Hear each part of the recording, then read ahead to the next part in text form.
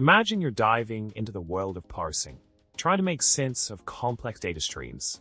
The problem arises when you expect a lazy behavior from the parser, only to find out that it's consuming all the input at once.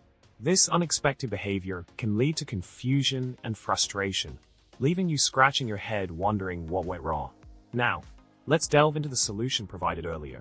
When you reach the point where you check the result of running the parser on the input stream, you encounter a scenario where you expect to manipulate the unconsumed input after parsing.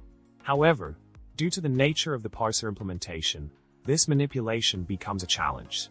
You can't alter the unconsumed input as desired, even with creative approaches.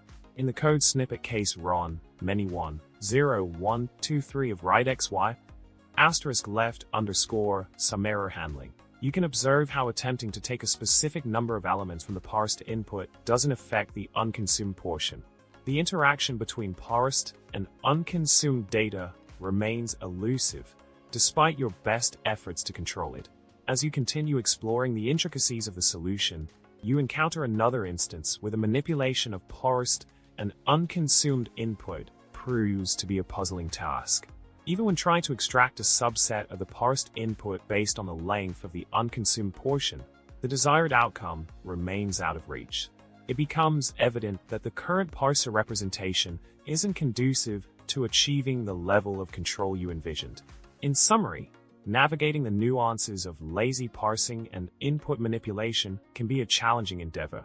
Despite your best attempts to coax the parser into behaving as expected, limitations in the current implementation hinder complete control over the parsed and unconsumed data. As you ponder on this parsing journey, remember to embrace the quirks and intricacies of the process. And with that, it's time to bid adieu. Remember to subscribe, like, and comment below with your thoughts.